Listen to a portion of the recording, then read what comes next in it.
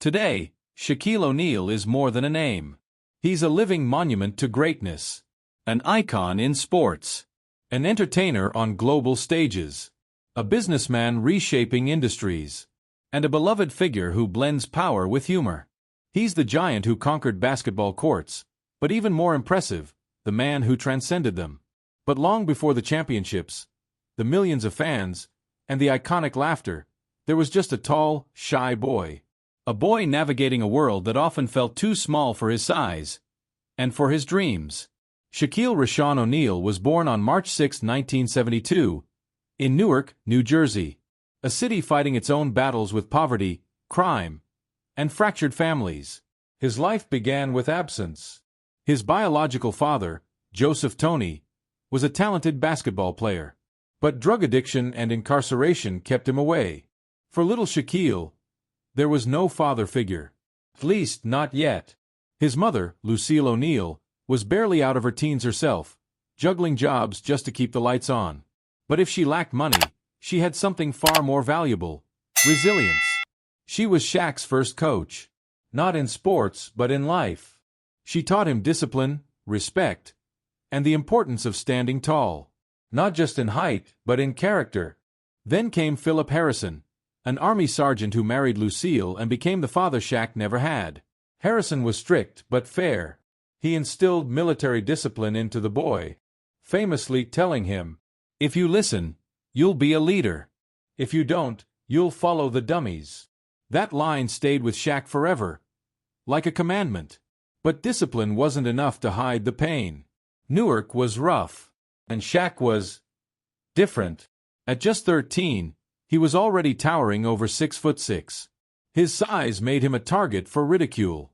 He felt like an outsider, clumsy, awkward, unsure of where he belonged. He found escape in two places: the basketball court and rap music. Music became his emotional outlet.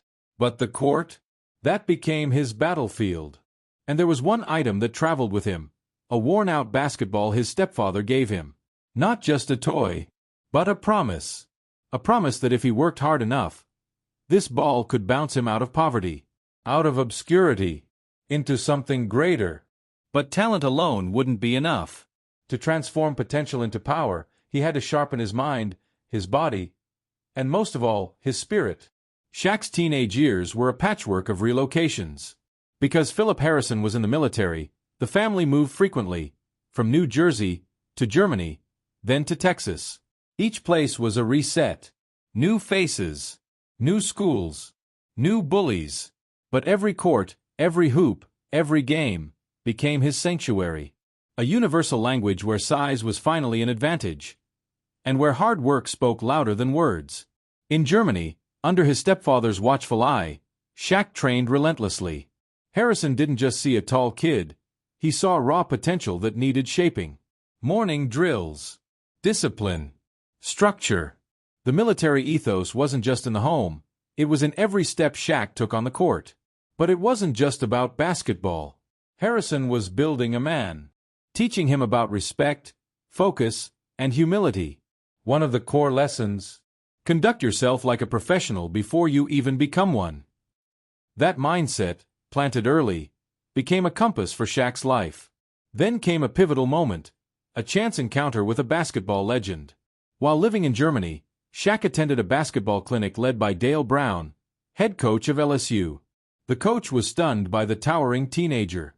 When Shaq introduced himself, Brown famously said, "Son, how'd you like to play college basketball in Louisiana?" That brief exchange wasn't just a compliment. It was a spark, a window into a future that had seemed out of reach. But even with this promise, the path was far from smooth. Back in the U.S., when the family settled in San Antonio, Texas, Shaq joined the local high school team and dominated. In his senior year, he led Robert G. Cole High School to a 68-1 record, winning the state championship. By then, the entire country was beginning to notice the giant with surprising agility, quick feet, and undeniable presence. But beneath the growing fame, Shaq remained grounded. At home, his stepfather kept his ego in check. No matter the trophies or headlines, Philip Harrison reminded him, "You're still my son before you're anyone else's star." And that humility, That grounding became Shaq's shield. Because the world was about to know his name, but only he knew the battles it had taken to get there. Louisiana State University, LSU, became the next chapter of Shaquille's life. When he stepped onto the college courts, he wasn't just big. He was unstoppable. He shattered records, claimed awards, and became a phenomenon. Two-time SEC Player of the Year. Two-time All-American. The Adolph Rupp Trophy. But it wasn't just about stats. Shaq was redefining what it meant to be a big man in basketball. Graceful footwork, quick spins, and sheer dominance in the paint, all wrapped in a personality that was playful, curious, and driven. Yet, there was more than just basketball on his mind. Shaq's mother, Lucille, had always emphasized education. She made him promise that, no matter how high he climbed, he would finish his degree. That promise stayed in his heart. But the NBA was calling, loudly. In 1992, Shaq declared for the draft. He was the #1 pick, selected by the Orlando Magic. From that moment, the world became his stage. But even as he stepped into professional glory, he carried lessons from home. Discipline from his stepfather. Resilience from his mother. And that worn-out basketball, the silent reminder of where he came from. Shaq didn't just play, he dominated. Rookie of the Year. All-Star appearances. A player who combined brute strength with surprising finesse. But greatness isn't a straight line. Shaq's early years in the NBA were marked by highlights, but also by frustration. Playoff exits. Injuries. Critics questioning his free throw shooting, his discipline, his focus. And amidst the lights, the fame, and the endorsement deals, a deeper challenge emerged. How to stay hungry when the world already calls you a star. That's when Shaq made a decision that changed everything. He moved to Los Angeles, joined the Lakers, and aligned himself with a coach who understood champions, Phil Jackson. But there was another force by his side, Kobe Bryant. Together, they would create one of the most dominant duos the sport had ever seen. But not without friction, not without growing pains. Because true greatness demands more than talent. It demands sacrifice, ego-checking, and relentless drive. And Shaq, he was about to show the world what that looked like. Los Angeles was not just a new team. It was a new battlefield. The Lakers, with Shaq and Kobe, became the most electrifying show in basketball. But behind the slam dunks and the sold-out arenas, there was tension. Shaq, the established giant, dominant and charismatic. Kobe, the young prodigy, fierce and unyielding. Their rivalry was both their curse and their fuel. Each pushed the other, sometimes with words sharp enough to scar. But that friction forged fire. Under Phil Jackson's guidance, that fire turned into a dynasty. 3 championships in a row. 2000, 2001, 2002. Shaq was Finals MVP each time. He wasn't just winning, he was cementing his legacy. But success came with a cost. Injuries began to wear on his body. The feud with Kobe deepened. And in 2004, the Lakers' dynasty cracked. Shaq was traded to the Miami Heat. Many thought it was the twilight of his career. But Shaq, ever the competitor, had different plans. In Miami, alongside a young Dwayne Wade, he captured another championship in 2006. He proved that his greatness wasn't tied to a city, it was tied to his spirit. But even legends have limits. As age and injuries piled up, Shaq's time on the court began to wane. He played for several teams, Phoenix, Cleveland, Boston, but the unstoppable force was finally meeting the immovable object of time. Yet, Shaq never let decline define him. Because basketball was just one chapter. Off the court, he was already building an empire. Investments, businesses, endorsements. He wasn't just a player, he was a brand. And through it all, one habit anchored him: curiosity. Shaq was always asking questions, learning, exploring new ventures, from acting to music to business. That insatiable curiosity became his secret weapon. When others retired into silence, Shaq evolved. He became a commentator, a businessman, an entertainer, and a symbol that life after the spotlight can shine just as bright, if not brighter. There's a principle Shaq carried through every phase of his life, a habit he credits for his longevity, his evolution, his power. It wasn't just training, or discipline, or talent. It was humility. Humility to know when to ask for help.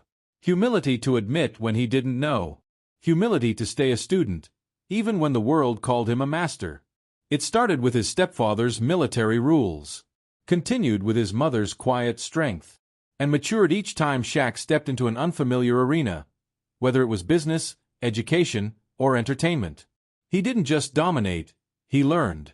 He listened. He asked questions. And he never forgot his promise to his mother, to finish his education. In 2000, while still in the NBA, Shaq earned his bachelor's degree, then a master's, and eventually, a doctorate in education. For a kid once labeled as just the big guy, that was his way of saying, I am more than my size. And then there was the symbol that followed him everywhere, a Superman emblem. For Shaq, Superman wasn't just a comic book character. It was a reflection of who he wanted to be, strong but just, powerful but kind, a protector, not a bully. And in his real life, he lived up to it. Countless acts of generosity, paying for strangers' meals, funding kids' education, buying families' homes, often done quietly, without cameras. Because the real power, he believed, was not in showing off wealth, but in lifting others up. And the force behind that mindset? Family. Shaq built his life around his loved ones. He's a father of 6, and despite a high-profile divorce, he remains deeply involved in his children's lives, teaching them not just about success, but about legacy. One of his most famous lessons to his kids: we ain't rich. I'm rich. Y'all gotta earn it. It wasn't harshness, it was perspective. A reminder that every generation must build their own strength. Because in Shaq's world, nothing is given. Everything is earned. Today, Shaquille O'Neal lives not just as a retired athlete, but as a global symbol of reinvention. He owns countless businesses, from fast food franchises to gyms, from tech startups to real estate. He sits on corporate boards. He's a face on television, a voice in media, a mentor to younger athletes. But beyond the wealth, beyond the fame, Shaq is still that same kid from Newark. The boy who wanted to protect his mother. The teenager who carried a battered basketball like a treasure. The man who still believes in the power of learning, asking, and giving back. At his home, scattered across the walls, are degrees, awards, memorabilia, but also family photos. Because despite the rings, the records, the billions of dollars in business, his greatest pride remains his children. They are the reason he keeps moving forward. The reason he continues to teach, to give, to show that a giant heart matters more than giant achievements. And if there's one message Shaq leaves us with, it's this: excellence is not a destination. It's a decision you make every day. If a shy, awkward boy from a rough neighborhood, a boy abandoned by his biological father, can rise to reshape his fate, then what's stopping you? Maybe you weren't given a towering height. Maybe your talent isn't obvious yet. But what Shaq's life teaches is that power comes from persistence, from asking questions, from never thinking you've arrived, and from remembering, greatness isn't a gift, it's a choice, made over and over again. So the next time you feel small, or stuck, or unsure, just think of that boy in Newark, clutching a basketball, and remind yourself, that bounce, that fight, is already inside you.